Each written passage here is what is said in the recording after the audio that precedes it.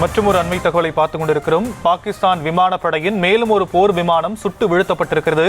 ஏற்கனவே F-16 போர் விமானத்திலிருந்து பாகிஸ்தான் விமானி இந்திய ராணுவத்திடம் சிக்கியிருக்கக்கூடிய நிலையில் தற்போது மேலும் ஒரு பாகிஸ்தான் விமானம் சுட்டு வீழ்த்தப்பட்டிருக்கக்கூடிய அண்மை தகவலை பார்த்துக் கொண்டிருக்கிறோம். தொடர்ந்து செய்தியாளர் மதியழகன் இணைப்பில் இருக்கிறார், அவரிடம் பேசலாம். மதியழகன், இவ்வளவு பெரிய தாக்குதல்ல ஒரு கஷ்டமான ஒரு சிச்சுவேஷனா இருந்தாலும் கூட இதுல சந்தோஷப்படக்கூடிய விஷயம் அப்படி என்னன்னு பார்த்தோம் அப்படின்னா, பாகிஸ்தானுடைய பதில் தாக்குதல்ல இந்திய தரப்புல இருந்து எந்த ஒரு உயிரிழப்பும் ஏற்படல அப்படிங்கிறது ஒரு ஆறுதலுக்குரிய ஒரு விஷயமா இருந்தாலும் இந்த ஒரு பதற்றமான ஒரு சிச்சுவேஷன் எப்போ தனிய வாய்ப்பு இருக்கு?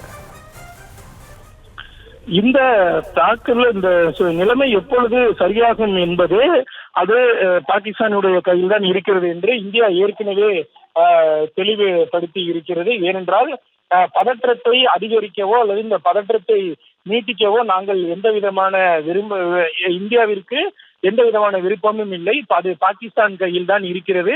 அதனை பாகிஸ்தான் முடிவெடுக்க வேண்டும் என்று இந்தியா ஏற்கனவே திட்டவட்டமாக தெரிவித்திருக்கிறது. அதாவது பெஹல்காம் தாக்குதலுக்கு ஆபரேஷன் சிந்தூர் மூலம் பதிலடி கொடுக்கப்பட்டு விட்டது. அதுவும் தீவிரவாதிகளுடைய முகாம்களை குறிவைத்து மட்டுமே இந்திய ராணுவம் தாக்குதல் நடத்தியது. அதற்கு பதிலடி என்ற பெயரில் பாகிஸ்தான் அப்பாவி பொதுமக்களை குறிவைத்து தாக்குதல் நடத்தியது. குறிப்பாக பூஞ்ச் பகுதியில் மட்டும் நடத்தப்பட்ட தாக்குதலில் 16 பேர் அப்பாவி பொதுமக்கள் கொல்லப்பட்டு இருக்கிறார்கள். இந்த நிலையில் தான் அதற்கு பதிலடியாக தான் இந்திய ராணுவம் தாக்குதல் நடத்தியது. இந்திய ராணுவத்தினுடைய தாக்குதலில் பொதுமக்கள் யாருமே இதுவரை கொல்லப்படவில்லை. அதற்கு பதிலடியாக தான் தற்பொழுது பாகிஸ்தான் மீண்டும் ஒரு தாக்குதலை தொடுத்திருக்கிறது. அந்த தாக்குதலுக்கு பதிலடியாக இந்திய ராணுவம் தற்பொழுது கடுமையான பதிலடியை கொடுத்து வருகிறது. எனவே அதாவது இந்த விவகாரத்தை முடிவுக்கு கொண்டு வருவது என்பது முற்றிலுமாக பாகிஸ்தானினுடைய கையில் தான் இருப்பதாக இந்தியா திட்டவட்டமாக தெரிவித்திருக்கிறது.